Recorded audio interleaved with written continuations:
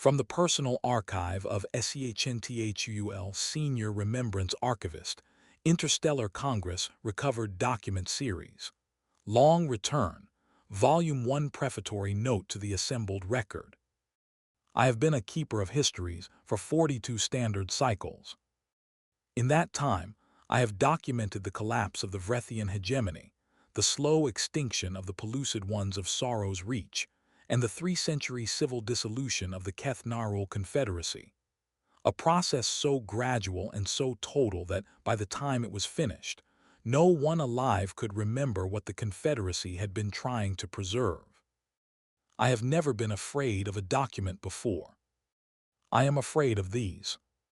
I want to explain why before you read them, because if you read them without that explanation, you may make the same mistake that everyone made for 107 years. You may look at the silence and see nothing. The silence began, as most important things begin, without announcement. In the standard calendar of the Interstellar Congress, year 3847 marks the last confirmed outbound transmission from the planet designated Earth, third body of the Sol system, home to the species known to Congress taxonomy as Terran humans, colloquially and increasingly, the humans.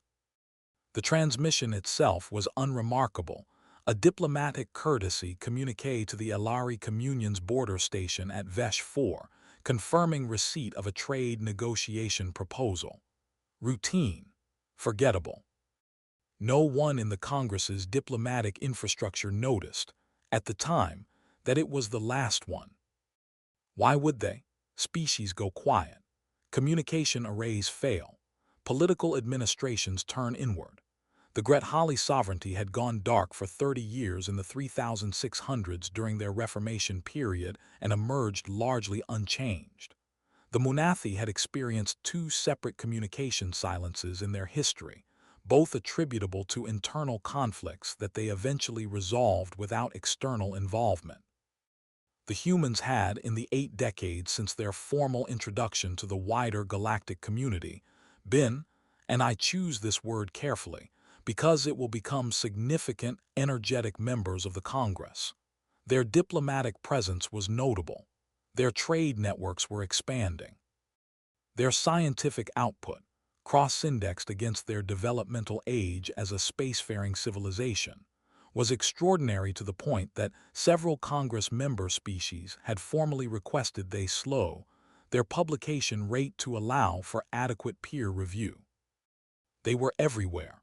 Then, in year 3847, they were not.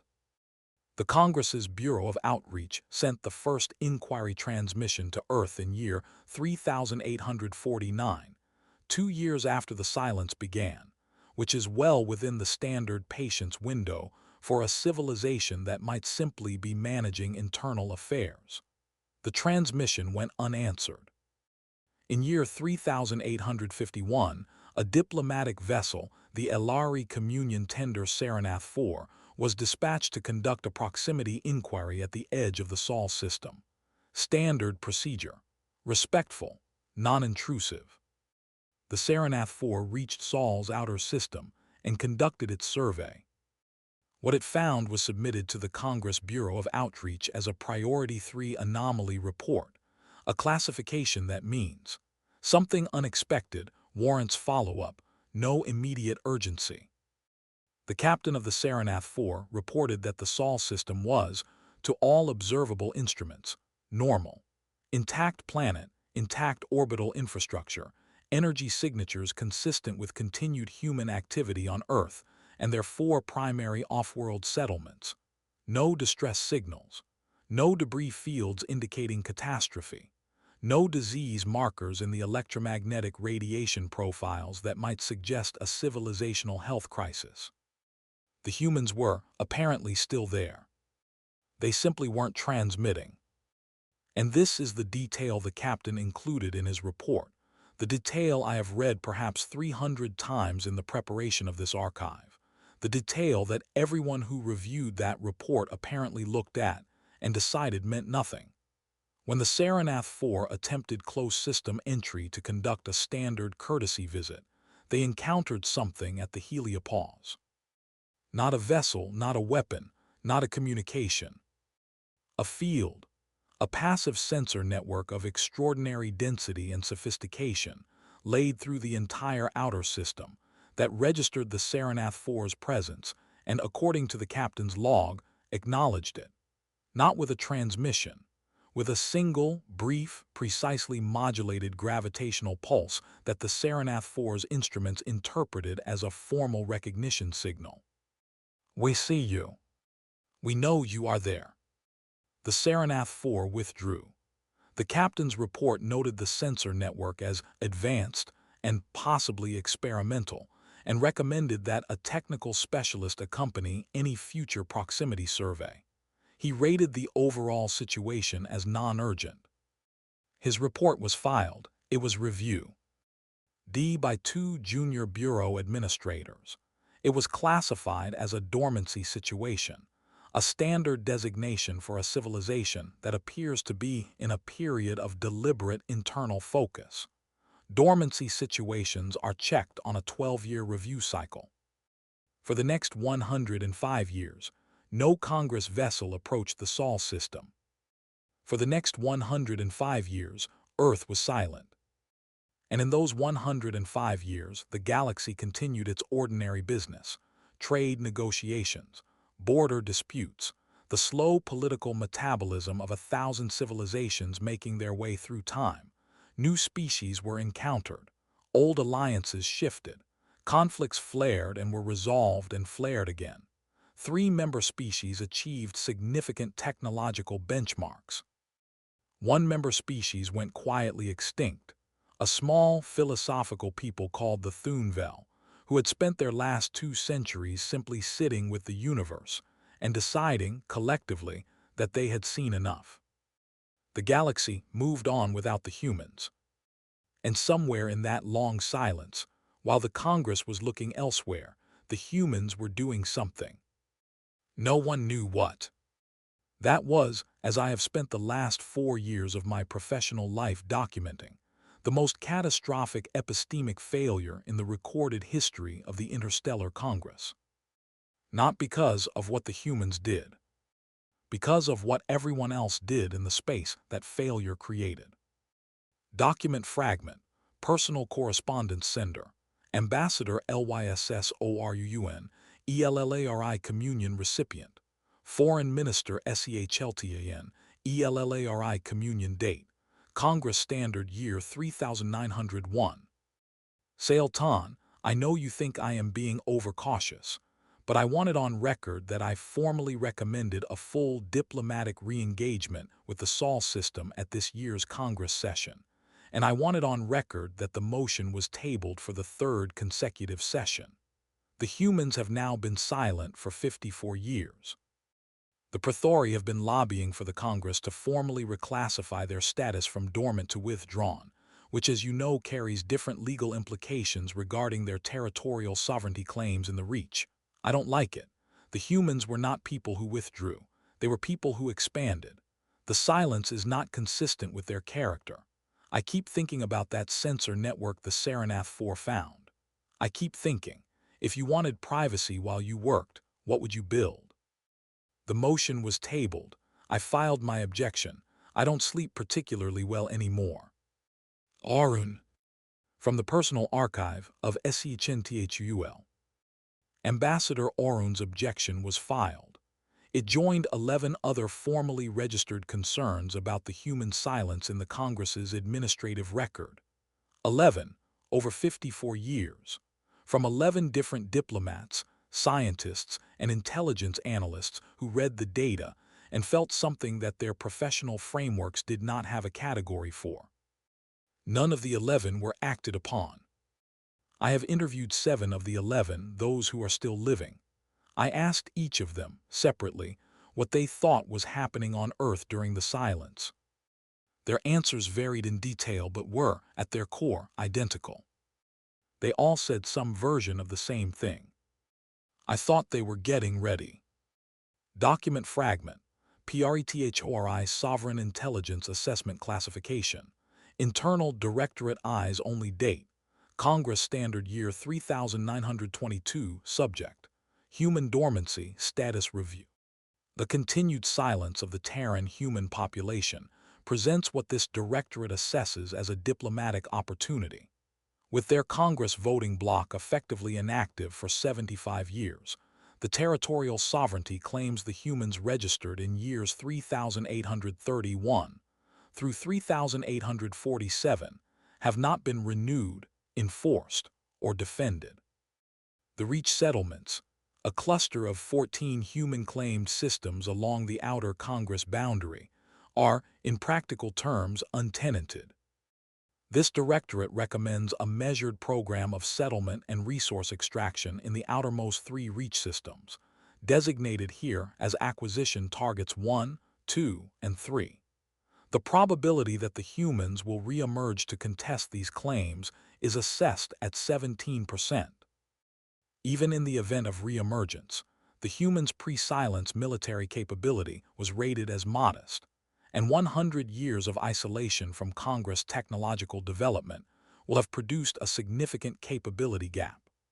A re-emergent human civilization seeking to reclaim territory from an established Praetori presence would face both military and legal obstacles that this directorate assesses as prohibitive.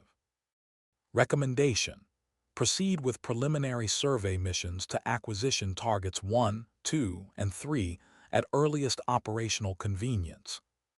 The Praetori were not alone. This is important for the historical record, and I will not minimize it by omission. The Praetori were simply the most organized and the most explicit in their documentation. 4 other Congress member civilizations undertook similar quiet assessments of human-claimed territories during the silence period. 2 of them acted on those assessments in minor ways: resource surveys, automated extraction installations, quiet boundary adjustments in Congress cartography that nobody formally protested because the humans were not there to protest. The Elari Communion filed 3 separate diplomatic complaints. All 3 were noted, recorded, and produced no material change.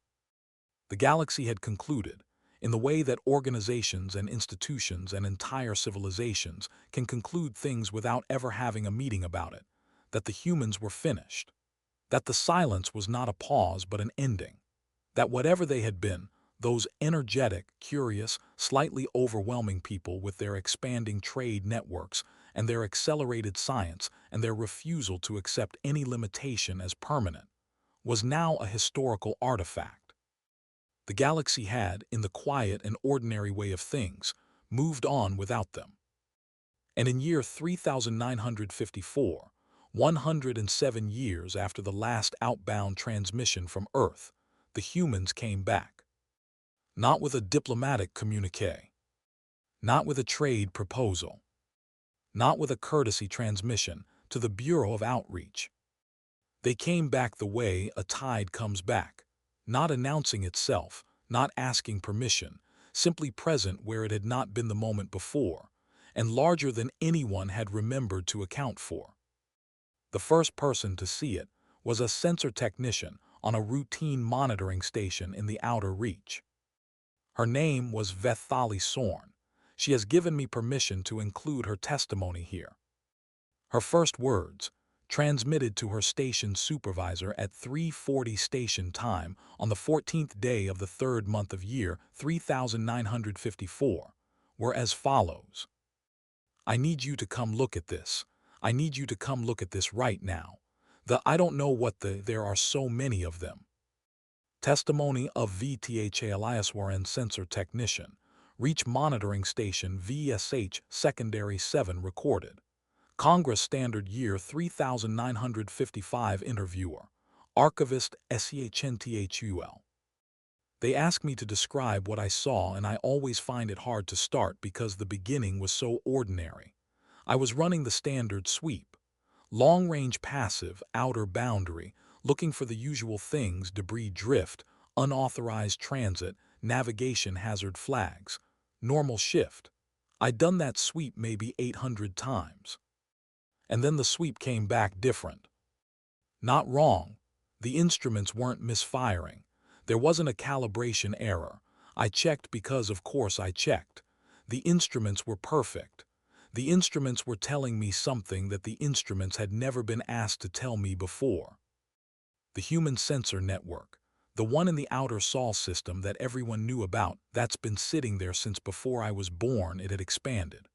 While we were watching the reach and watching the Congress boundaries, it had been growing outward, cycle by cycle, too slow and too quiet to trigger any monitoring flag.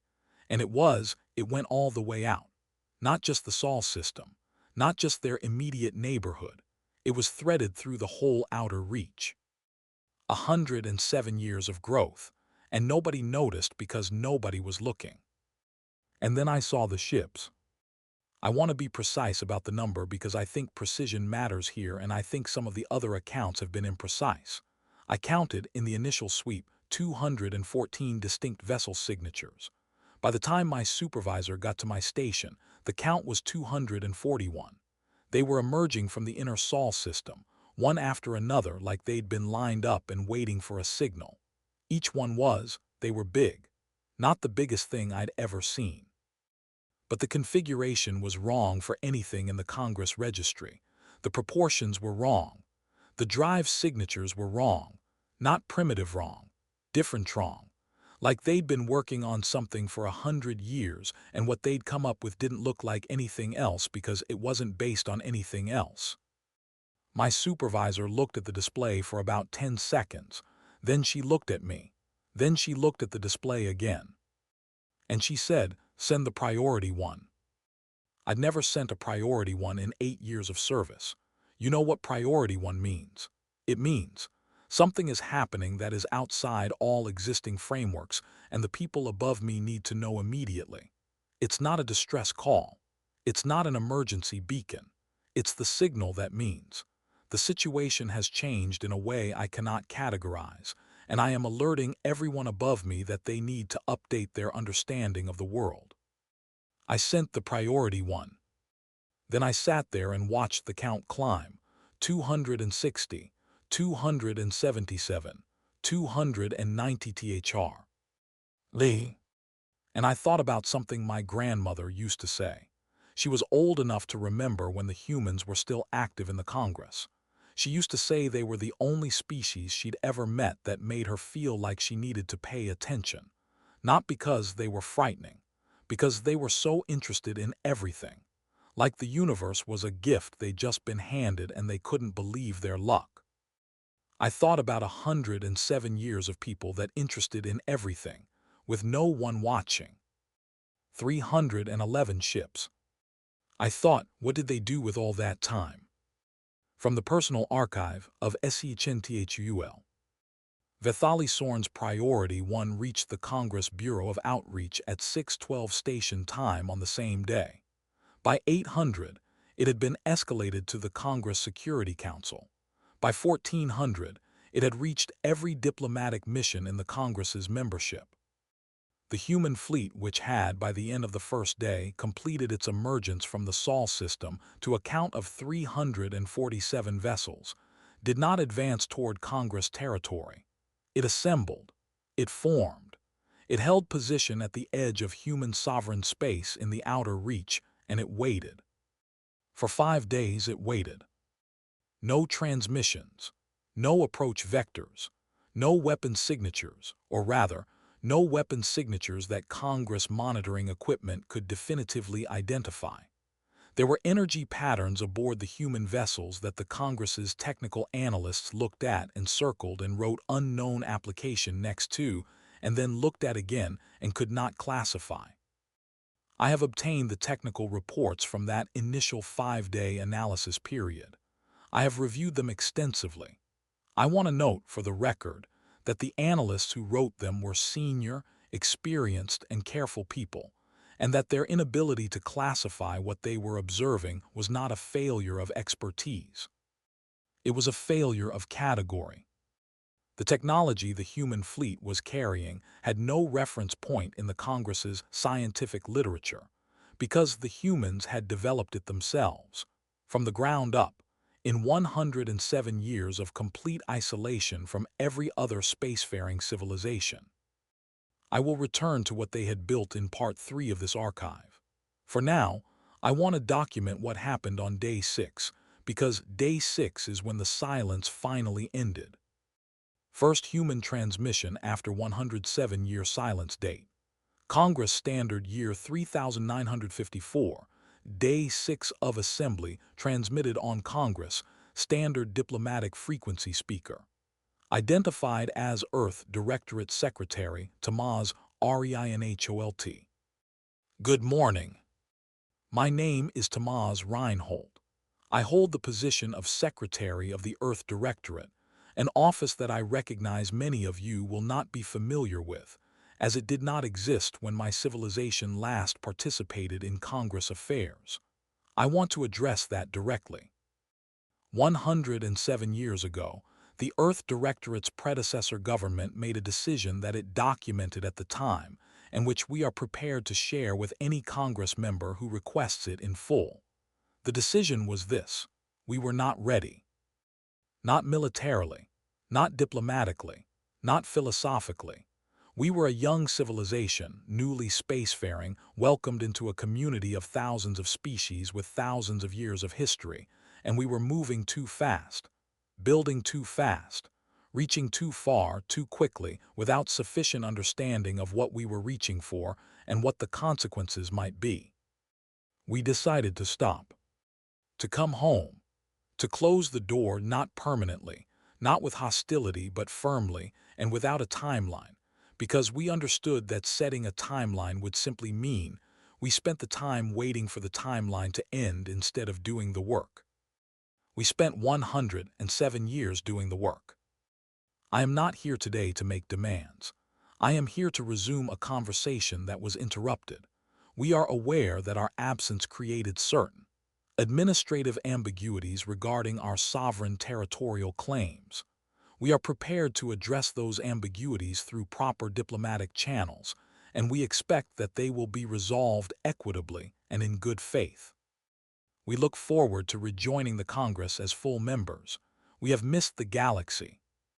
Please give our regards to the Bureau of Outreach.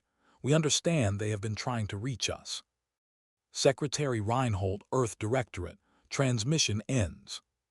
From the personal archive of SECHNTHUL. I have read that transmission hundreds of times.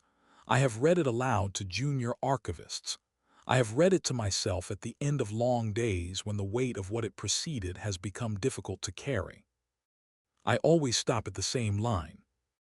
We were not ready. They were not ready. And so, in a civilization-level act of self-awareness and restraint that I believe is without precedent in the recorded history of any Congress member species, they stopped. They made the deliberate, collective choice to withdraw and become ready, and they did not emerge until they believed they were. Consider what that means. Not just the discipline of it, though the discipline alone is remarkable. Consider what it means about how they understood themselves. They knew they were dangerous, not as aggressors, as a phenomenon. They understood that an ambitious, rapidly developing civilization with no natural predators and an apparent constitutional inability to accept limitations was a destabilizing force, and they chose to remove themselves from the board rather than continue being destabilizing. They went home. And they got ready. What the Congress did not understand, what I did not understand until I had spent 4 years in this archive and interviewed 67 witnesses and reviewed 14,000 documents, was the full weight of that second sentence. They got ready. Not for peace. Peace was already their preference. They had demonstrated that with 107 years of patient, deliberate, entirely voluntary silence. They got ready for the alternative. Because they are an old enough civilization and a clear-eyed enough one to understand that preference and outcome are not the same thing, and that if you are going to re-enter a galaxy that has had 107 years to decide how it feels about you, you must be prepared for the possibility that the galaxy's feelings are not warm. The Praetori Sovereign Intelligence Assessment I quoted earlier.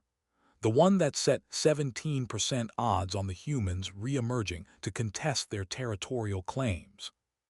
The Prethori Directorate had, in the intervening years, acted on that assessment. Acquisition targets 1, 2, and 3 were not surveys. They were settlements. Active, populated, resource-extracting settlements, now 3 generations deep, on worlds that were legally, formally, and unambiguously human sovereign territory under Congress Charter. Secretary Reinhold knew this when he transmitted. We are prepared to address those ambiguities through proper diplomatic channels. He was a patient man, a measured man, a man who had spent 107 years becoming ready. He gave them 18 months. The human diplomatic delegation's position remains unchanged after 11 sessions. They continue to insist on full settlement withdrawal from all 3 acquisition target systems, the payment of what they are calling extraction reparations, and a formal Congress acknowledgement of the sovereignty violation. Our delegation's counter-proposal, shared stewardship arrangements, resource revenue sharing, phased transition over 40 years, has been rejected at each session without apparent consideration. The human delegation is not hostile.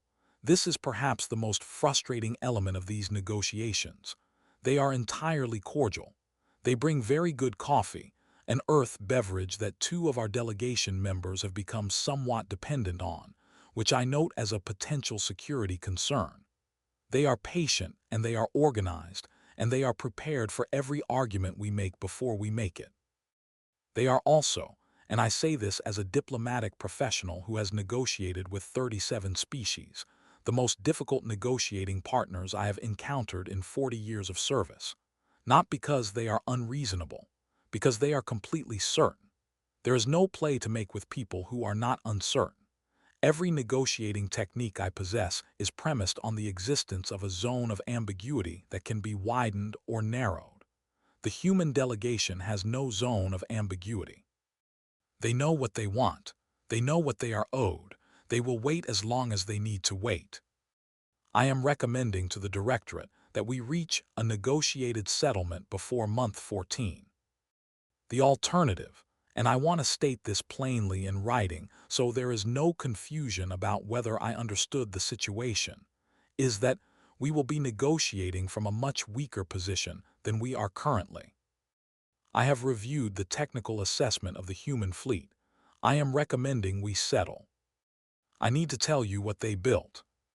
I have been building to this throughout the archive, and I want to be deliberate about the sequence because I think sequence matters. I think if I had told you this in part 1, if I had simply listed the capabilities and the technologies and the numbers, you would have received them as impressive data and moved on. I wanted you to first understand the silence, the choice, the patience. Because what they built is not the point. Why they built it is the point. And you cannot understand why without understanding the choice that preceded it. Technical assessment. Human fleet capabilities prepared by Congress Bureau of Strategic Assessment date. Congress Standard Year 3955 classification, council members and above. This assessment is based on passive observation, recovered material.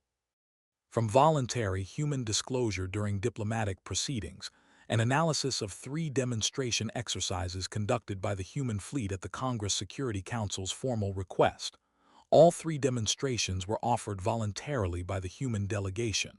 We did not ask for them. Secretary Reinhold offered them during the 3rd plenary session, stating, and we quote, "We think it's important that the Council understands what it is working with. Clarity serves everyone." We found this forthcoming. We also found it, in retrospect, carefully calibrated. Propulsion. The human fleet's drive technology does not match any configuration in the Congress registry. Their vessels achieve transit velocities that our assessment team initially refused to ratify because they exceeded what our established physics models predict as the practical maximum for conventional drive systems. After 3 weeks of review and consultation with the Congress's 6 most senior propulsion theorists, we have concluded that the human drive systems are not, in fact, conventional. They appear to represent an entirely new approach to spatial transit that human engineers developed, we believe. By taking the existing theoretical literature on subspace geometry to conclusions that every other spacefaring civilization had explored, and then, for various reasons, set aside.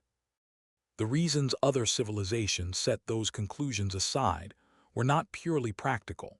Several involved ethical concerns about the potential destabilizing effects of transit velocities significantly beyond the current maximum. The humans apparently reviewed those ethical concerns and developed a governance framework for managing them rather than allowing them to function as a ceiling. The practical result is a fleet that can reach any point in Congress space in transit times that our strategic planning frameworks were not built to accommodate. We are revising those frameworks. Defensive SYSDMS. The human vessel's defensive architecture represents the single most significant departure from Congress standard technology that this assessment team has encountered in collective service totaling over 200 years. We will attempt to describe it accurately. Congress standard defense doctrine is layered: shielding, armor, damage absorption, redundant systems. The premise is that a vessel will take hits and must manage the consequences of taking hits. Defense is a mitigation strategy. The human approach appears to be based on a different premise entirely. Their defensive systems do not primarily mitigate incoming damage. They redirect it. The specifics involve spatial geometry manipulations that our theoretical team has been studying for 6 months and has characterized as correct but deeply uncomfortable. The practical effect is that directed energy weapons fired at a human vessel do not, in most tested configurations, reach the hull. They arrive at the point where the hull should be, and find that the space they were traveling through has been locally and temporarily reorganized, such that their destination no longer exists in the expected location. One of our assessment team members described this, in a private note I obtained with his permission, as, "They don't have shields, they have opinions about where things are allowed to be." This is not entirely accurate technically, but it captures something true about the philosophy. Offensive systems. We were given one demonstration of the human fleet's offensive capabilities. 1. Secretary Reinhold offered more. The Security Council, after reviewing the results of the first demonstration, formally declined additional demonstrations. The demonstration was conducted against a decommissioned Congress monitoring station in an uninhabited sector, donated for the purpose by the Elari Communion in a gesture of diplomatic good faith. The station was a Tier 4 installation, substantial construction, built to last, the kind of infrastructure that Congress member civilizations expect to operate for centuries. The human fleet designated 6 vessels for the demonstration. 6 vessels out of 347. The station ceased to exist as a coherent structure in 11 seconds. Not destroyed in the conventional sense, not broken apart and scattered as debris, which is what weapons fire normally produces. Disassembled. The materials of the station were present afterward. They were simply no longer arranged in the configuration of a station. The senior engineer on our assessment team spent 2 days analyzing the debris pattern, and then submitted a report noting that the disassembly had been so precisely executed that the station's individual structural components could theoretically be resorted, and the station rebuilt from them. He called it surgical to a degree that implies the surgeons were not trying. The Security Council's formal record notes that after the demonstration, the session was essayed for 90 minutes. The unofficial record, which I obtained from 2 council members who were present, notes that the 90 minutes were required because several council members needed time to collect themselves. In 107 years, the humans built 347 vessels of the classes described above. They also built, we subsequently learned, infrastructure. The sensor network that the Saranath 4 encountered in year 3851 was the earliest iteration of a system that had, by year 3954, grown to encompass a monitoring and response capability covering the entire human sovereign reach and a significant volume beyond it. Not a wall, they were careful to specify that it was not a wall, that it was not designed to restrict movement but to inform, to ensure that nothing happened in or near their space that they did not know about. Every unauthorized entry into human sovereign space for the previous 80 years had been logged, tracked, and filed, including the Prathari survey missions, including the settlement establishments at acquisition targets 1, 2, and 3, including 6 compact intelligence vessels that various Congress member species had quietly dispatched over the decades to assess what the humans were doing. They had known about all of it. They had documented all of it. They had said nothing. They were not ready to say something yet. You want to know why we built it, not what we built. Why? I'll tell you what I tell everyone who asks. It's not a complicated answer. We built it because we were going to come back. We always knew we were going to come back. Humanity doesn't, we're not a species that can stay in one place forever. That's just not who we are, and we knew that going in. We took the silence seriously. We did the work we needed to do, but we were always coming back. And before you come back into a room you've been absent from for 100 years, you make sure that your presence in the room will be felt. Not as a threat. I want to be precise about this. We are not aggressive people. We have our history, and it's not a peaceful history, and we're honest about that. But conquest has never been a human goal in the interstellar context. Too much effort, too little return, and frankly, and I say this as a student of human history, we're better at making friends than winning wars. We have always preferred the former. But the galaxy is a large place with many inhabitants, and not all of them share our preference. And when you come back to the table after 100 years, you need to come back in a position that makes it clear to anyone who might be considering a hostile response that a hostile response would be an error. So we built a fleet that makes a hostile response an error. I don't think of it as a weapon. I think of it as clarity. We spent 100 years in silence.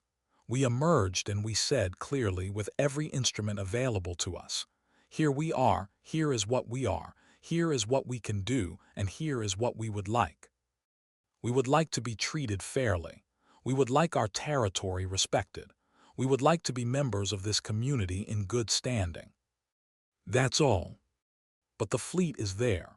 The fleet is always going to be there. And I think everyone who sat in the Security Council chamber after that demonstration understood. We did not come back to beg. We came back to negotiate. And there is a difference. The Prathori settled. All 3 acquisition target systems were returned to human sovereign administration within 8 months. The extraction reparations were paid in full. The Congress Security Council issued a formal acknowledgement of sovereignty violation, the first such acknowledgement in the Council's 400-year history. 2 of the other 4 civilizations that had taken quiet administrative liberties with human territorial claims during the silence period approached the human diplomatic delegation before being asked to settle proactively. The remaining 2 waited to be formally notified and then settled quickly. There were no military engagements, not one. Secretary Reinhold was asked, at a Congress plenary session in year 3956, whether humanity had considered using its fleet offensively to enforce its claims rather than pursuing the slower diplomatic route. He paused for a moment before answering, then he said, "The fleet exists so that we never have to use it. That's not naivety, that's engineering." I have thought about that answer for 3 years. I think what he meant, and I want to be careful here because I am an archivist and not a philosopher, is that power and violence are not the same thing. That the purpose of genuine, credible, demonstrated power is to make the alternative to negotiation so clear that negotiation becomes the rational choice for everyone at the table. That you do not build a fleet to conquer. You build a fleet so that the word no means something. The humans had me back. They had come back with everything they had spent 107 years building. They had been transparent about it to a degree that several Congress members found bewildering. They did not hide the fleet. They did not conceal the technology. They offered demonstrations. They were saying, "We trust you enough to show you who we are.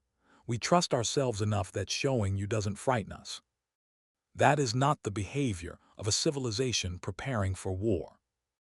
That is the behavior of a civilization that has thought very carefully about war and decided that transparency is the better strategy. Because a galaxy that fully understands what the humans are capable of is a galaxy with a strong rational incentive to treat them well. And it was working. I want to close this archive with something that has nothing to do with fleet counts or territorial settlements or technical assessments. I want to close it with a conversation. In year 3958, 4 years into the long return documentation project, 3 years into the formal reintegration of humanity into the Congress, I was given the opportunity to travel to Earth. A research visit. 3 months with full archival access to the public documentation of the silence period and permission to speak with whoever would speak with me. I had expected something austere. A civilization that had spent a century in enforced austerity, locked behind a closed door, building weapons and hardening itself.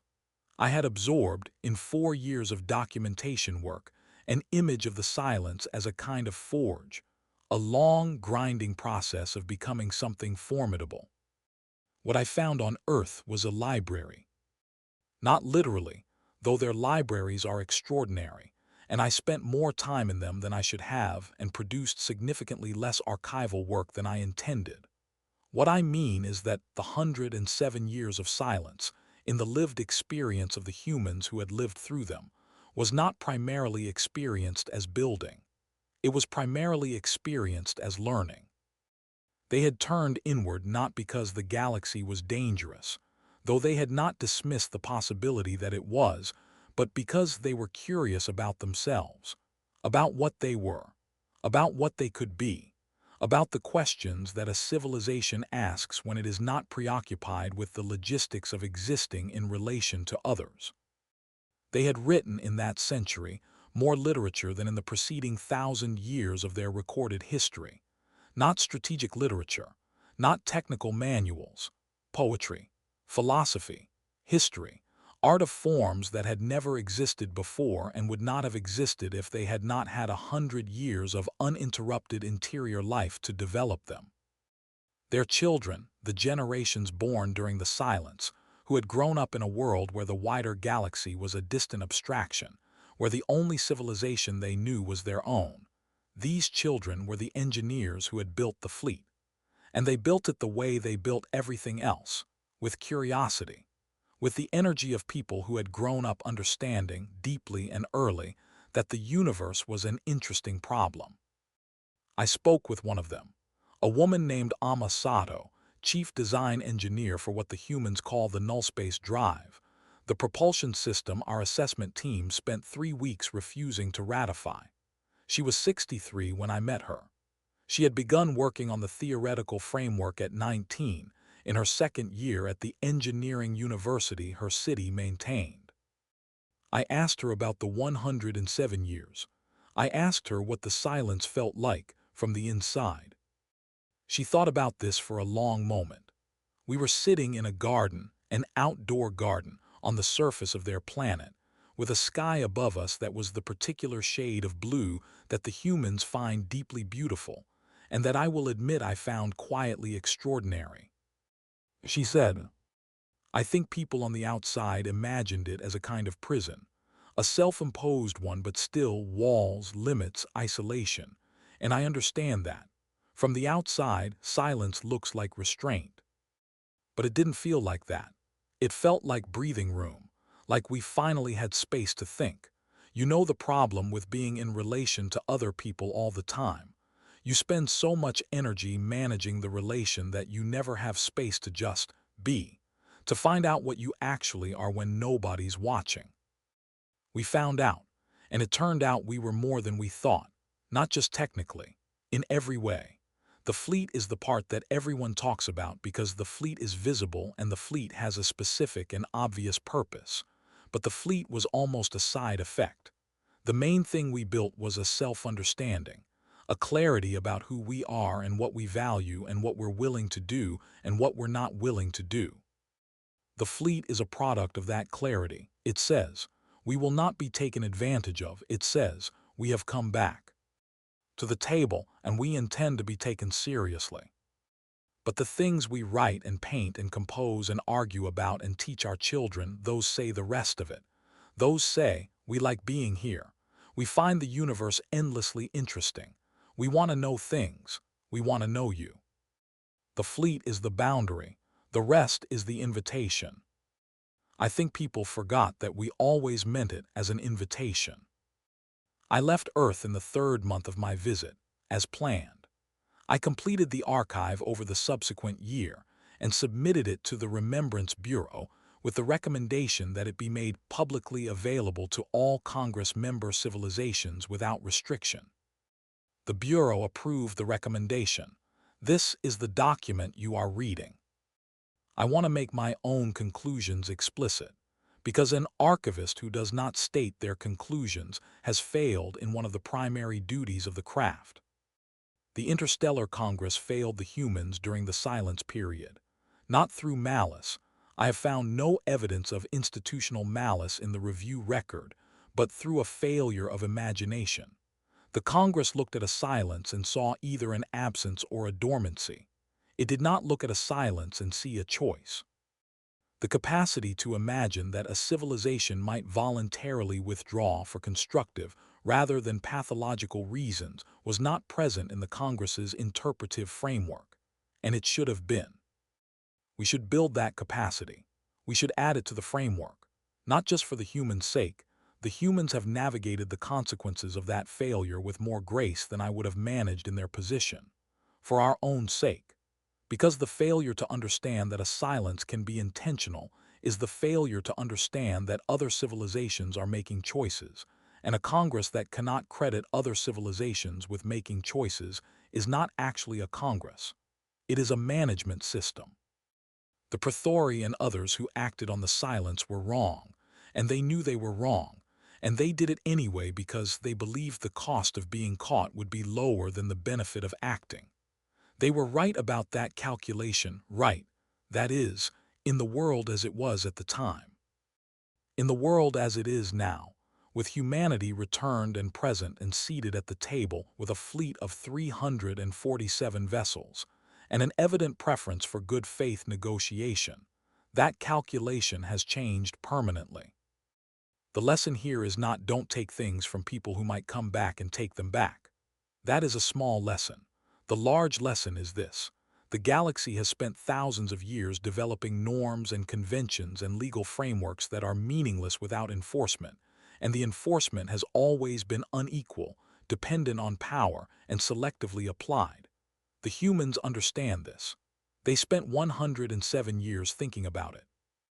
They came back with an argument that is simple and old, and that the Congress has never fully implemented: equity or consequence. Not aggression, not empire, not obey us.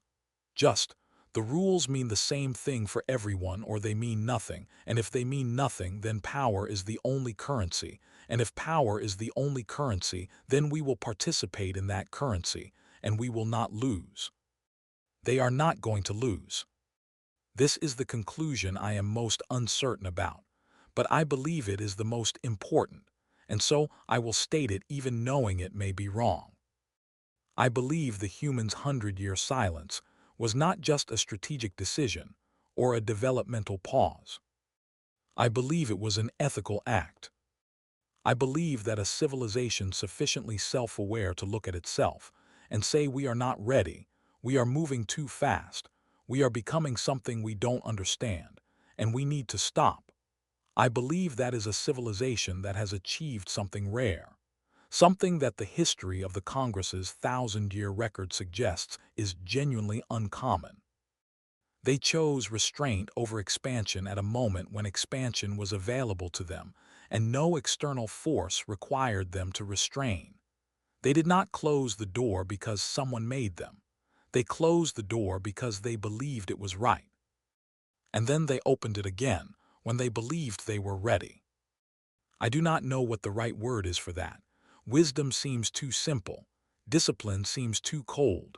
The humans themselves, when I asked Secretary Reinhold what he would call it, paused for a long moment and then said, "Adulthood, maybe. We grew up." I have been thinking about that ever since.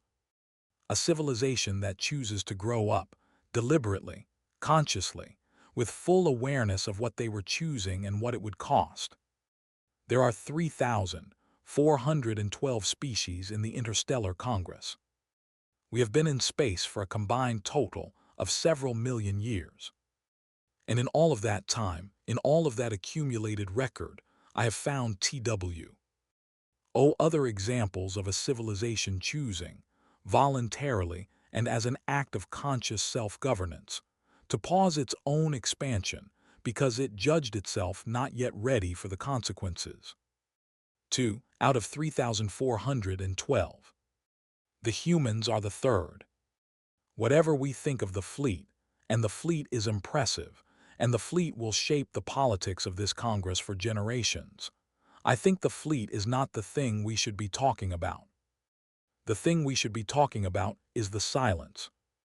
The thing we should be talking about is a species that looked at itself in the mirror at the height of its expansion and said, "Not yet." That walked back through the door it had opened with such energy and such curiosity and such eagerness, and waited. That spent a century becoming. And then came home. Not to conquer, not to reclaim by force what had been taken while they were away. To negotiate, to rejoin, to sit at the table again and drink their remarkable coffee and look at the universe with the same incurable interest that Ambassador Orun had described, 50 years before the long return, in a letter to her foreign minister. They still look at the universe like it's a gift. They can't believe their luck at receiving. They just look at it now with much better tools. And with the calm, unshakable, entirely quiet confidence of people who know exactly who they are. I am going to close this archive with one final document. It is not a government record or an intelligence assessment or a diplomatic transcript.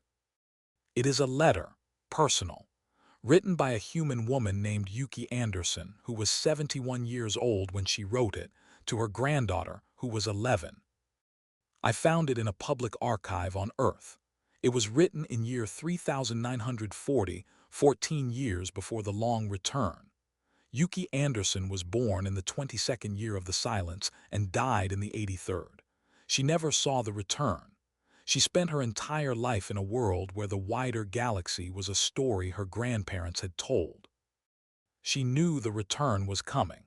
She had spent 40 years as an engineer working on the drive systems that would make it possible. She wrote this to her granddaughter the week before she died. "Sarah, I know you're going to find this formal and a little strange because I always write letters, but I promise I have a reason. When you're my age, and I hope you get there, I hope you sail right past it and keep going, you'll understand that some things should be said in writing so they last. I want this to last. I want you to know what the silence was for. Not the official version, not the history book version, the real one. We stopped because we were afraid of ourselves. Not because the galaxy was frightening, although it might be, we genuinely didn't know, but because we were expanding so fast and building so fast and wanting so much that we couldn't tell anymore whether we were expanding towards something or just expanding. And that distinction matters. It matters the way direction matters when you're running. Running towards something is very different from just running. So we stopped, we came home, and we asked ourselves, what are we running toward? And the answer took 100 years, which I think says something about how deep the question was. The answer is each other, the universe, the conversation, the chance to be part of something larger than ourselves, not as a conqueror and not as a supplicant, but as, I keep coming back to this word and I think it's the right one, as kin, as another voice in a very large and very interesting choir. You're going to see the return. I'm not. I've made my peace with that, but I want you to know what I think it should look like when it comes.